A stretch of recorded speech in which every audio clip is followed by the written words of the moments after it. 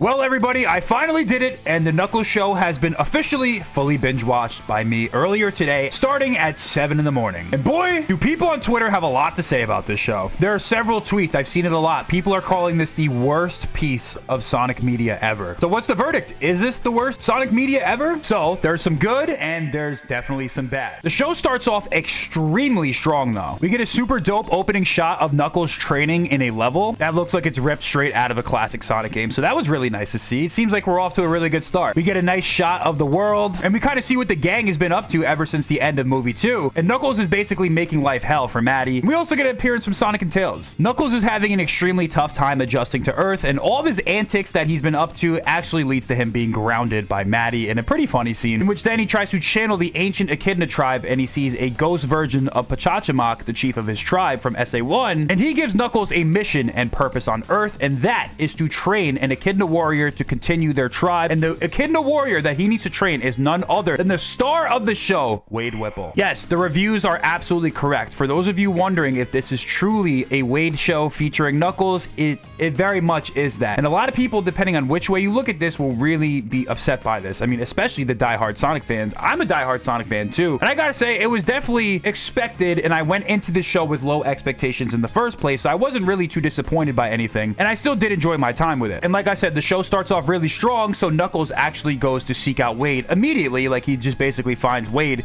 Wade is the character who goes through the arc in the show. We find out quickly that Wade Whipple is training for a bowling tournament, which is the center of the entire plot of the show. And the reason why Wade is trying to go to this bowling tournament in Reno is actually because his father, Pistol Pete Whipple, or whatever his name is actually like a bowling champion. And Wade was abandoned by his father, who's the bowling champion, but he's going to be at the bowling tournament in Reno, so he wants to show up there and try to impress him. And that is the central arc of the show, is Wade's daddy issues. Knuckles is excited to learn from Wade that Wade has to do a tournament of champions, which to his mind is like some gladiator warrior training, which is what his goal is to do for Wade, which is to train him into an Echidna warrior and carry out the ways of the tribe. But, you know, it does turn out to be a bowling tournament. So they show up at a bowling alley. 2 rogue gun agents are set out to bounty hunt and capture Knuckles to deliver him to Robotnik's former henchman, the buyer, so he can sell some of the tech on the black market. And yes, they're using Knuckles' power specifically. I don't know where Sonic's power is or Tails, but yes, they're using Knuckles' power to power up some of this tech and equipment, which you'll see throughout the show. So for example, you'll see Kid Cudi here with the Knuckles fist. They use this to wreak havoc, and basically this is how they're able to stand toe-to-toe with Knuckles. So there's like this big battle between them, and then Knuckles eventually gets captured, and that's episode 1, and it's like, okay, we got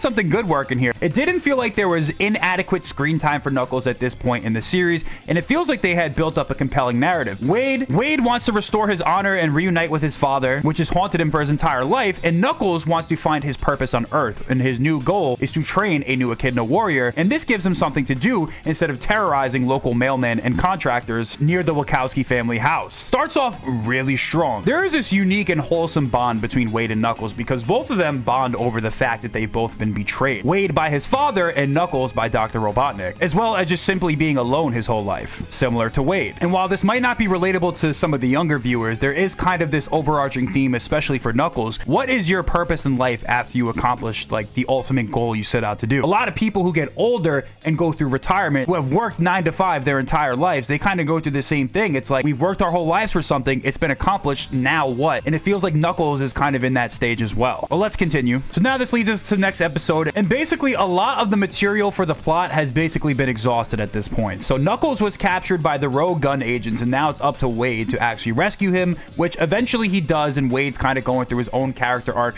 where he now needs to train and become an Echidna warrior. He actually saves Knuckles, and we get a little gliding scene. I think for the first time in the Sonic movie universe, we get to see Knuckles gliding. And then Wade and Knuckles stop to get food to celebrate their victories, where Knuckles kind of learns from Wade that, hey, listen, even though we didn't finish the job because he's not an Echidna warrior yet, you have to learn to celebrate your little victories. And Knuckles kind of agrees with that, and he's kind of learning the ways of Earth, and, you know, how to adjust to, you know, being socialized and properly enjoying the things that Earth has to offer from Wade. So there is a really good dynamic and chemistry between the two. And honestly, maybe it feels like a lot of the opinions of the show basically come down to how much you like Wade. I don't mind Wade. I think he's actually a likable and funny character. There's nothing about him that makes me upset or angry. So it really comes down to, like, if you like this show, you probably also like Wade. So with that being said, the first 2 episodes, it feels like there's adequate screen time for Knuckles, and you're definitely invested in the plot at this point. We've seen a lot of like the great action of the show. Since Wade has defeated these two rogue gun agents, there's now a bounty on Wade's head. And this is something that actually gets abandoned, I think, after like episode 4, pretty much. So this is kind of this arc that really doesn't continue that long. So Wade's on the run, which means he shows up at his mother's house. And this is where it starts to fade away from a Knuckles show and slowly transitions for the rest of the way into the Wade show. And like I said before, this is very much a Wade show. At this point, we start to see how this becomes a Wade show featuring Knuckles as opposed to a Knuckles show featuring Wade. So they have like a little Shabbat dinner, and we kind of learn a little bit more insight about how like the deadbeat dad leaving the family really took a toll on all of them, but the mother's just kind of happy to have everyone together. And then we kind of see the bounty arc play out where people are coming after Wade, and there's like a little fight scene in the house, like the mom's involved, the sister who's an FBI agent who's honestly kind of a really annoying character. Like, all right, people don't like Wade. I really didn't like the sister. I thought she was kind of annoying.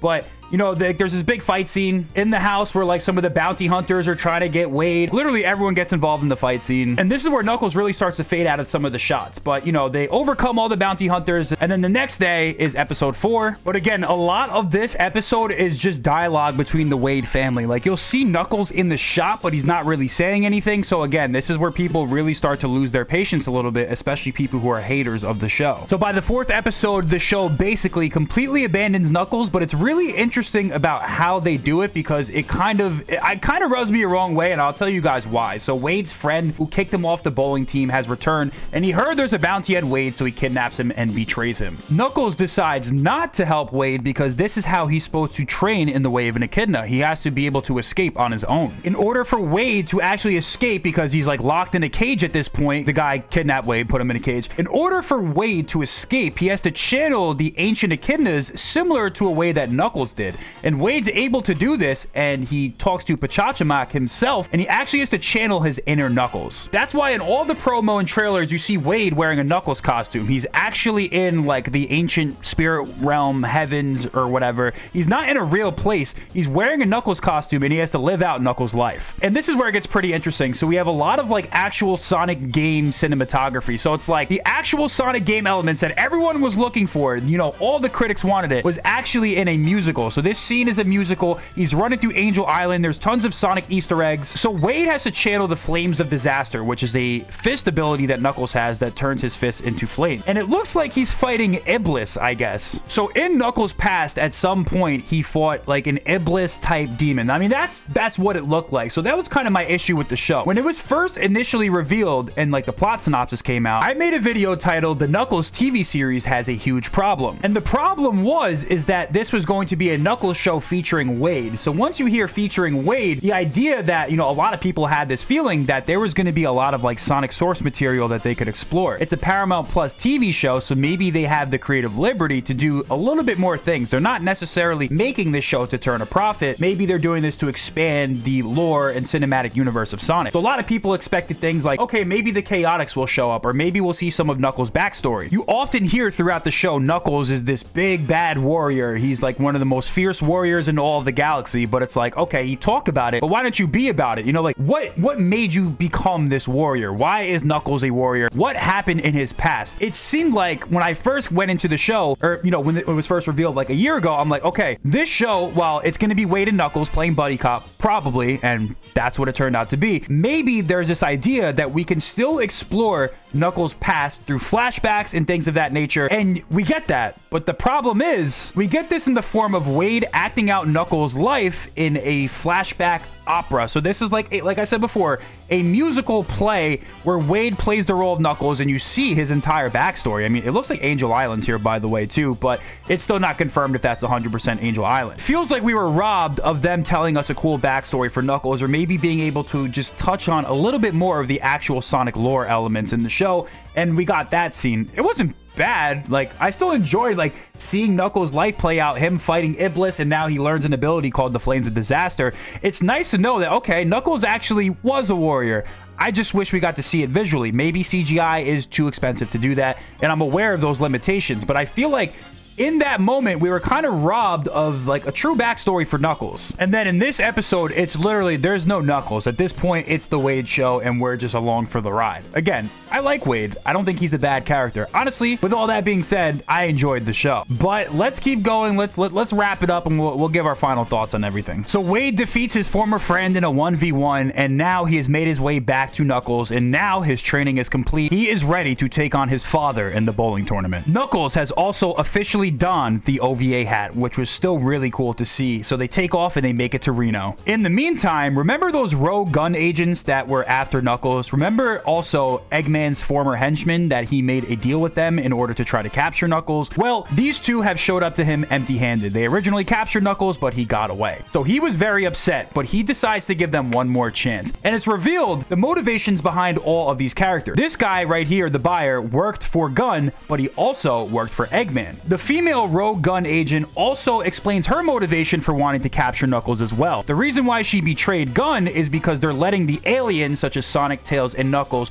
freely roam the world and potentially leaving room for disaster to strike because their quills are so powerful and they shed them and they could literally cause like a nuclear bomb or something like that. I actually quite like this scene. I think the show is definitely at its best when we're learning more about Gun, we're learning more about Sonic, Tails, Knuckles, and just even when they mention, sometimes in the show they mention the Master Emerald, you like to hear that. They mention the name Robotnik. Like even hearing his name, hearing anything Sonic related and not Wade related is really good. Like those are my favorite parts of the show. I like learning more about Gun because we know in Sonic Movie 3 they're going to be probably the prime antagonist, or they're going to play at least a really big role. So we learn that these two get another shot and they're headed to Reno to meet up with Knuckles and Wade and try to avenge their loss. Wade finally gets the courage to talk to his father in a very funny scene. Like there's a lot of good humor in the show. There's one thing you got to say. I mean, it's not like the funniest thing in the world. Like, you know, I'm an adult, so it's not like, oh my God, this is hilarious. But there's definitely some moments in the show that definitely make you laugh. So there's a funny scene where they reunite, but Knuckles is like telling him what to say. So I thought that was really clever. So Wade, after all these years, his father who abandoned him, Wade just goes up to him and they're just like, cool. It's kind of weird, right? It's like, why after all these years, this guy who this deadbeat dad who just abandons his family, why is why is he so willing to just like be back with Wade and be back in the family? We do find out why in a shocking plot twist. So they agree to meet up after day one of the bowling tourney. So we see the bowling tourney scene and it's just like, kind of boring. They spend a lot of time on these bowling scenes. And I'll say this, if you hate the wedding scene from Sonic Movie 2, you're probably not going to like these scenes as much. I mean, I'll admit, it just felt like filler footage. Like I was kind of scrolling on my phone when they were just bowling for the first day. After the tournament, Wade meets up with his father, and this is where the huge plot twist comes in. So the rogue gun agents got in contact with Wade's father. So Wade's father was forced by the gun agents to kidnap Wade's mother and sister, and in order to let them free,